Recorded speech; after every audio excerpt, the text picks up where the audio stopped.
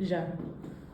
Boa tarde, eu sou o Matheus, estou no grupo de trabalho com a professora Carla e eu estou representando hoje meu grupo, né, num assunto que hoje em dia é muito tangente e muito recorrente, principalmente com o passar dos anos e o aumento da população idosa, que é a violência contra o idoso.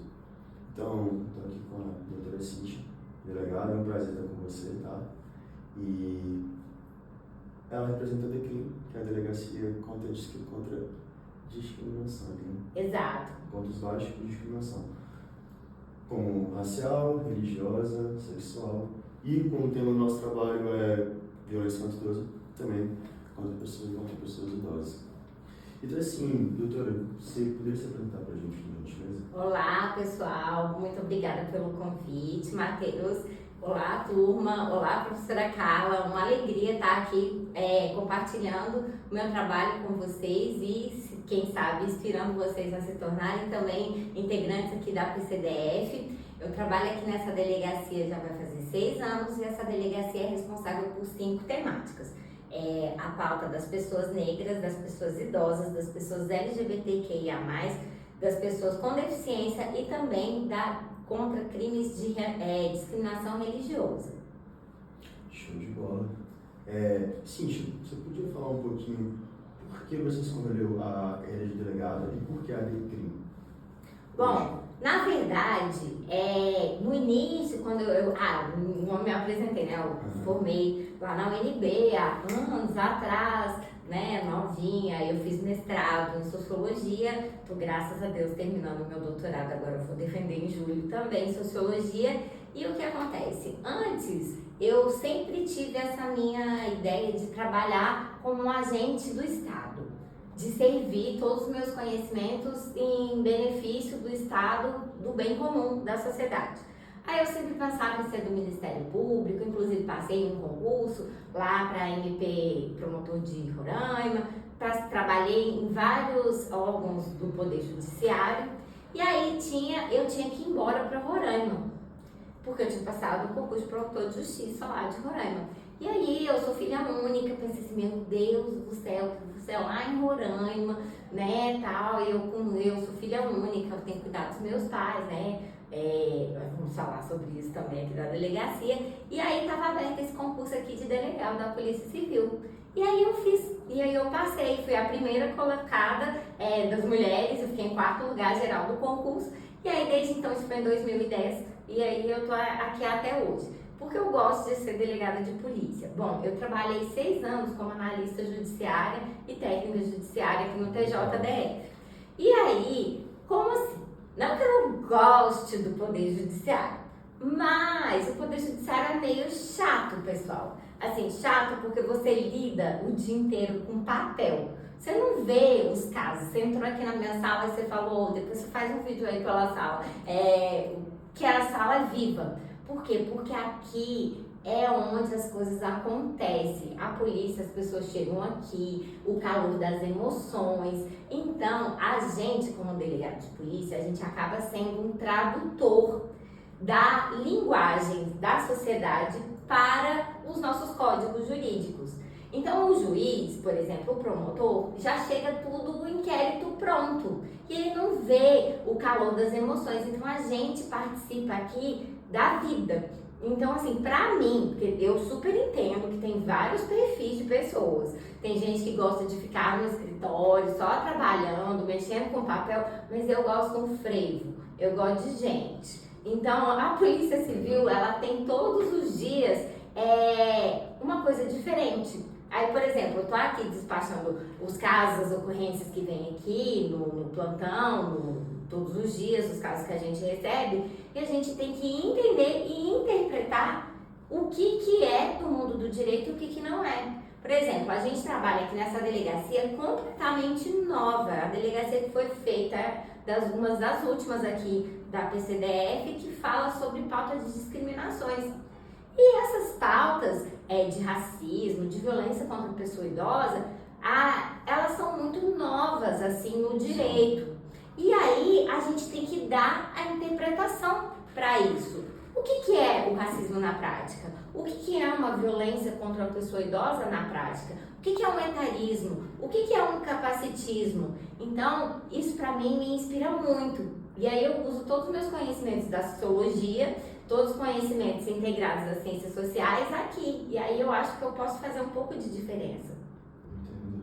Você podia falar pra gente um pouco sobre o que é o etarismo? O etarismo é uma conduta que está prevista no Estatuto da Pessoa Idosa. Estatuto da Pessoa Idosa, acredito que vocês devem ter estudado aí com a professora, é a Lei 10.741 de 2003. Acabou de fazer agora 20 anos, em 2003, agora já vai ter 21 anos, já está a maioridade civil. O etarismo é a prática de discriminação contra as pessoas idosas. Quem são as pessoas idosas? As pessoas idosas são aquelas que têm mais de 60 anos. E o que é isso? É você tratar as pessoas com uma forma de humilhação, é xingar, é você impossibilitar que ela tenha acesso ao mercado de trabalho em razão da idade. E o etarismo não é só praticado, pessoal, contra as pessoas idosas, assim. O etarismo é crime contra as pessoas idosas porque está no Estatuto das Pessoas Idosas. Mas, por exemplo, por você ser um jovem, e aí a pessoa fala, porque ele é jovem demais, entende? Isso também é uma prática de etarismo, mas só que não é um crime. Você subestima a capacidade da outra pessoa de lidar com aquela realidade. Exato, só por conta da idade. E isso não quer dizer nada, porque você tem um cabelo liso, você tem um cabelo encaracolado, se você tem mais pigmento na pele, se você tem menos pigmento na pele, se você tem atração sexual por pessoas do mesmo sexo, de sexo diferente, o que isso tem a ver com as suas habilidades pessoais, né? É uma coisa que, tipo, não tem nada a ver. E é por isso a gente tem essa previsão no Estatuto da Pessoa Idosa quando essa conduta se é praticada contra uma pessoa idosa. Por exemplo, não parar no ônibus também para as pessoas idosas, não atender elas com a prioridade. E então aqui na delegacia a gente é responsável por traduzir isso daí. O que é essa discriminação? O caso vem, a gente tem que fundamentar e aí a gente manda para o Poder Judiciário. Excelente. É bem complexo, né? É. Os jovens hoje em dia não têm tanta essa preocupação, né? A gente vai vendo, inclusive, as pessoas não têm intenção de contribuir para a Previdência. Né? Eu acho que isso também deve entrar um pouco na questão do etarismo, mas também pode falar idadismo, né? Exato. Pode ser ageísmo, porque vem do age em inglês, etarismo, porque vem da ideia do latim, da etariedade, né? Que etarium, que vem do latim, ou pode ser idadismo também, que a verdade é o português que a gente fala, né? Mas eu falo etarismo assim porque tem até um livro bem legal da Frances Whitney. Ela é uma escritora especialista nessa pauta e o nome do livro está no Kindle, é bem legal, chama Etarismo. Legal. Cíntia, eu vi que você participou da Comissão de Direitos Humanos ano passado no Senado, correto? Uhum. E você estava no projeto de lei para ser votado, né, para ser aprovado, para o defensor público também poder requerer diretamente ao juiz esse PL, na verdade, não é sobre o defensor público. Na verdade, isso foi até uma intromissão da defensoria nesse PL. O que é a ideia do PL? Eu escrevi esse PL. Eu escrevi esse PL para a senadora Simone Tebet, é o PL 4438 de 2021. E eu, em razão do meu trabalho aqui no dia a dia, a gente sentiu a necessidade de ter uma medida equiparada da Lei Maria da Penha para as pessoas idosas do sexo masculino e das pessoas com deficiência. Vou explicar. O que acontece? Hoje em dia a gente tem a Lei 11.340, que é a Lei Maria da Penha, e que ela prevê as medidas protetivas de urgência. O que é isso? As medidas protetivas, elas são concedidas independentemente de eu julgar ao mérito se houve ou não uma agressão de violência doméstica.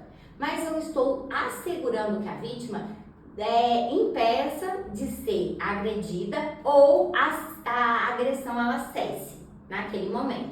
Então eu posso tirar o agressor do lar, eu posso estabelecer um afastamento, impedir com que a pessoa fique ligando, sabe? A perturbação, sabe? A pessoa me manda 250 milhões de mensagens, eu posso pedir com que isso bloqueie, mas só que essas medidas elas só são aplicadas para as mulheres. E aí, o que eu tenho? Aqui na delegacia, eu tenho homens que são vítimas de violência doméstica praticada pelos filhos. Bastante. E aí, o que acontece? Eu não tenho no Estatuto da Pessoa Idosa essas medidas protetivas de urgência com a mesma celeridade da Lei Maria da Penha. Então, eu escrevi um projeto, levei para a senadora Simone Tebet, que foi eu levei quinta-feira, terça-feira já estava protocolizado, ela foi super solícita, e em um mês a gente conseguiu aprovar no Senado com unanimidade, e o senador Paulo Paim ainda estendeu a medida para as pessoas com deficiência, nesse caso, e aí foi para a Câmara. Lá na Câmara, tudo, assim, o PL ele começa com uma ideia, mas todo mundo é convidado na sociedade a se manifestar sobre ele. Aí a Defensoria Pública teve uma ideia de mudar o PL para colocar outros assuntos que não tem a ver com isso, que é sobre exato. Teve ali um aí o que acontece? O Ministério Público não concordou e aí eles começaram a brigar entre eles e aí o projeto não era sobre isso. E aí hoje o projeto encontra-se na CCJ, eu tenho que fazer um lobby lá, porque eu estou terminando meu doutorado, mas depois que eu terminar eu vou lá falar com o senador Alcolumbre, que ele é o responsável pela CCJ, para a gente votar isso logo, porque isso virando lei, aqui no DF, nem tanto, porque a gente mora, pessoal, na Suíça, comparando o resto do Brasil. Mas as medidas protetivas são rápidas. Agora, em outros estados da federação, isso faz muita diferença, porque a gente vai poder assegurar a vida das pessoas idosas. Isso vai ser uma revolução no próprio Estatuto da Pessoa Idosa. Mas calma, Matheus, que ele está quase sendo aprovado. Nossa, eu vou querer muito estar presente para estar conversando com vocês. Se vocês estiverem no Senado novamente. Vamos sim, eu vou lá, vou fazer seu lobby, vai ser bacana. Mas já está na última comissão, na CCJ, e depois vai para o plenário. E assim, vamos ver, porque a gente teve as enchentes, então o Congresso está muito movimentado em razão da reforma tributária e também em razão, lógico, de socorrer o Rio Grande do Sul. E eu também estou bem ocupada com a minha tese. Mas assim que eu me livrar da minha tese, ela é uma benção. Assim que eu defender minha tese, eu vou partir para correr atrás. Esse ano ainda a gente aprova isso. Excelente. Esse semestre, se Deus quiser. Só um minuto. Pode continuar, Lê? Pode. Tá. Cíntia, então, como você falou, né, o seu PL... O meu não, né? Da senadora Simone, né? Senadora Simone. A Lei Maria da Penha, ela vem de forma subsidiária ao Estatuto do Idoso, né? Uhum. Mas só se aplica no PL, agora vai aplicar, a gente vai ter um artigo no Estatuto da Pessoa Idosa, no Estatuto da Pessoa com Deficiência, para aplicar a Lei Maria da Penha também para as vítimas, no caso de homens e pessoas com deficiência. Idosos, exato. E também idosos que não se enquadrem em situação de violência doméstica, porque tem essa também, o judiciário, para não aplicar a Lei Maria da Penha, ele descaracteriza a situação de violência doméstica para afastar a competência. Isso também tem. Infelizmente, maus juízes, eles fazem isso e falam que, olha, tem que aplicar o Estatuto da Pessoa Idosa e não o Estatuto, a Lei Maria da Penha, por exemplo, mesmo em casos de mulheres. Entendo. E, Cíntia, assim como a gente falou aqui de violência doméstica, eu imagino que também, assim como tem na Lei Maria da Penha, no Estatuto do Idoso também deve ter alguns tipos de violência prevista sofrida pelos idosos. Você poderia citar para a gente as principais? Isso. O Estatuto da Pessoa Idosa, pessoal, ele tem poucos crimes. A partir lá do artigo 90 que a gente começa com os crimes que são específicos para os crimes contra as pessoas idosas. E esses crimes têm a ver com a vida da pessoa idosa pública, no caso do etarismo, de como que ela vive, se ela vai se matricular assim, agora o UNB está oferecendo vestibular para a pessoa idosa, depois de 60 anos. Então, a discriminação no mercado de trabalho, na educação. E também tem os crimes relacionados ao cuidado, que são os crimes, assim, de negligência no cuidado, de abandono em instituições de longa permanência. Nossa, muito. Tem. O que acontece também de procurações que assim, familiares, cuidadores, eles passam procurações, assim, sem o consentimento da pessoa idosa para administrar bens. Tem abuso patrimonial, que é o crime do artigo 102, que é você usar a renda da pessoa idosa com uma finalidade que não é para a pessoa idosa. Isso é até um caso recente, né? Não, tem vários casos aqui na Decrim sobre isso e eu até brinco. A pessoa idosa, não é porque ela fez 60 anos que a gente tem vários tipos de pessoas idosas, pessoal. A gente tem os sexagenários, os septuagenários, os octogenários e cada etapa são diferentes. Não é a idade não te determina se você tem comprometimento da sua vontade ou não. Não é porque a pessoa é idosa que ela não pode administrar os bens dela. Não é porque a pessoa é idosa que ela idade não é doença. E aí é isso que eu até falo. A delegacia, pessoal, aqui é da pessoa idosa, não é da família da pessoa idosa.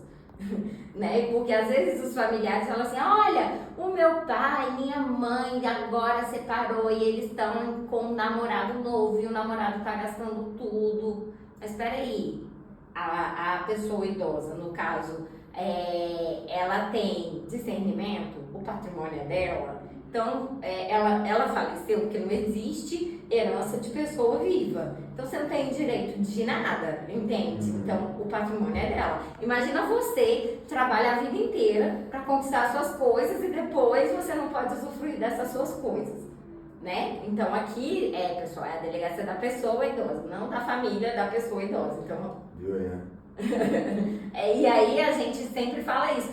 Porque as pessoas, mas olha, ele está sendo enganado. A gente fala com a pessoa, se a pessoa tem autonomia e independência, são dois valores muito importantes no Estatuto da Pessoa Idosa. Se a pessoa tem autonomia e independência, para ela ter consciência dos atos dela, ela não é uma pessoa interditada judicialmente, a gente não pode fazer nada. Entendo. Né? Porque a gente tem que preservar a vida da pessoa idosa. Essa ela tá contente ali naquela... naquela situação. Naquela situação, tá confortável, tudo bem. Tudo bem. Agora você falou, né? Tem a questão do patrimônio, um filho, um sobrinho, às vezes está preocupado com o patrimônio que ainda vai ser... Exato. Exato. Ainda vai ser, tipo, vai trabalhar. São coisas que a gente... vai trabalhar, amigo, é sobre isso. E vai trabalhar bastante. São coisas que a gente que está aqui, a gente não se liga. Mas você como delegado que está à frente da Decrim, você deve começar a pegar, né? Não, várias. Assim, aqui tem muito amor, sabe? Assim, disputa. O pessoal aqui, muitas vezes, é muito difícil você ver uma família brigando por cuidar da pessoa idosa. Mas agora do patrimônio dela tá em conflito, entende? E aí isso vira casos de polícia. Infelizmente é sobre isso. Infelizmente. A gente tá falando de casos de polícia aqui, certo? Doutora, vamos supor, eu tenho um vizinho idoso que mora sozinho e não parece estar em boas condições de saúde e higiene. Isso seria um caso para poder buscar a Decrim? Sim, isso pode ser um caso de abandono ou negligência. E é até um dos tipos que está no Estatuto da Pessoa Idosa. O que fazer? Principalmente hoje aqui em Brasília. Brasília é uma cidade idosa, já temos mais de 60 anos, a cidade em si. Então, as pessoas que vieram construir Brasília, a gente está na geração que a gente já está tendo muitas pessoas idosas. Então, às vezes é muito comum, principalmente na Asa Sul, que foi um bairro de pioneiros, a gente encontrar pessoas idosas assim, abandonadas. Nossa, bastante. E aí, você pode ligar para o 197, pode procurar a delegacia de polícia mais próxima da sua casa. Não é só porque a Decrim é especializada em pessoas idosas que as outras delegacias não atendem, mesmo porque a Decrim não funciona 24 horas, a gente só funciona de segunda a sexta por enquanto, de meio-dia até às 19, mas pode procurar as delegacias de plantão. Para quê? Para a gente verificar quem é aquela pessoa idosa, se existem filhos, familiares, e nisso a gente vai instaurar um inquérito para entender qual é aquela situação. Porque a gente não pode julgar o que está acontecendo sem saber, sem investigar o que aconteceu. Se existe um responsável, como é que é essa relação. E se não existe, a gente encaminha para o Ministério Público, e o Ministério Público é responsável de providenciar a interdição, se for necessária, daquela pessoa idosa, e encaminhar ela para uma instituição de longa permanência.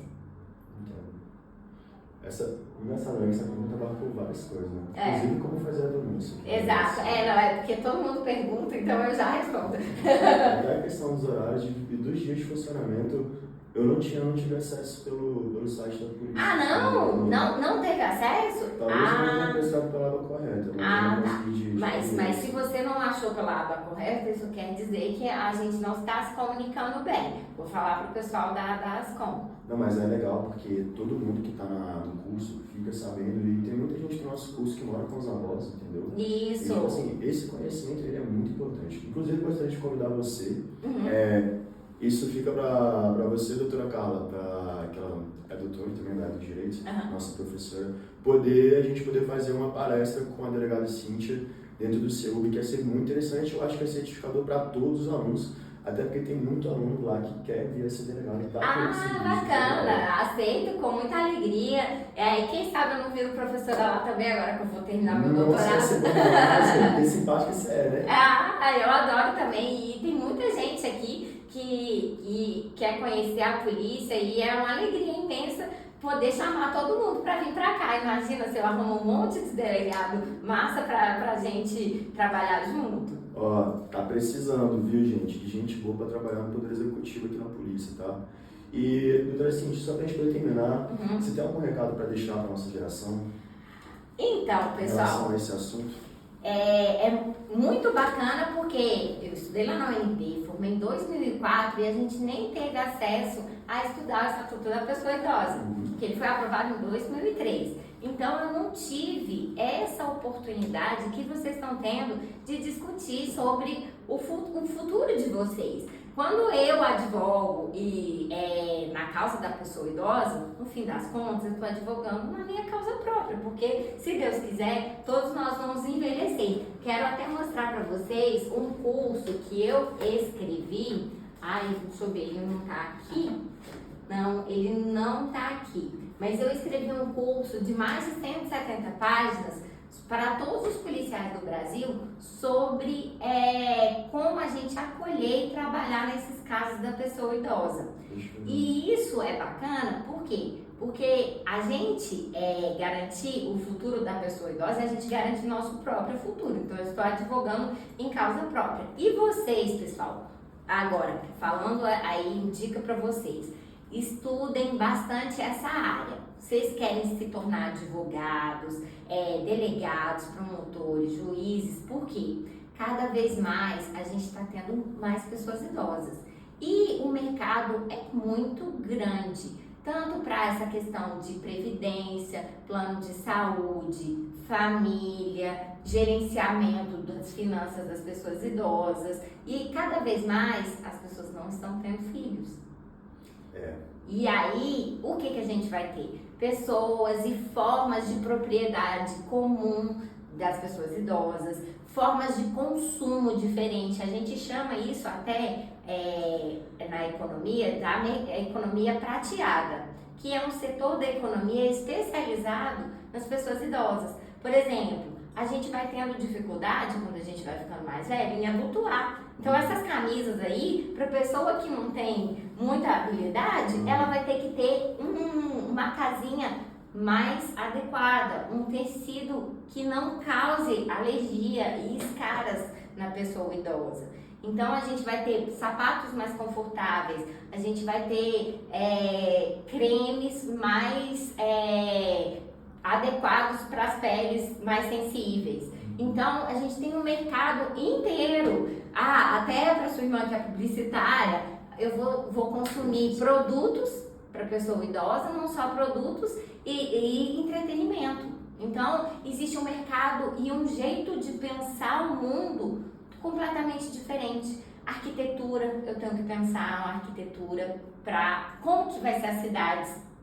Então tudo isso, se liguem nesse setor das pessoas idosas, porque isso vai ser bem rentável. Excelente. E aí, gente, vamos nos conscientizar vamos cuidar dos nossos velhinhos, também vamos nos preocupar com a nossa velhice, que está aí, chega para todo mundo. E assim como a gente quer estar bem no futuro, a gente quer o bem daqueles que estão com a gente no presente. E foi um grande prazer, uma satisfação estar aqui com você, doutora. Eu agradeço e ainda digo mais. Você já pensou como vai ser a sua velhice? Você já pensou se já se preparou financeiramente, já se preparou principalmente emocionalmente? Por quê? Porque quando a gente trabalha, a gente tem os nossos amigos do trabalho. Se a gente se aposenta, a gente tem amigos fora do trabalho. Então a gente é responsável também por cultivar outras atividades para além do trabalho. Então muitas pessoas têm solidão na velhice porque não aprenderam a envelhecer. Então a gente tem que procurar outras coisas para fazer, outros hobbies, a gente tem que desenvolver outros ciclos de amizade. Então é responsabilidade nossa, porque a gente planta para colher no futuro. Excelente. Muito obrigado. Espero que a gente não tenha tomado muito tempo. Não, tudo certo. E é isso, gente. Valeu demais, Silvio. Até a próxima. Tchauzinho.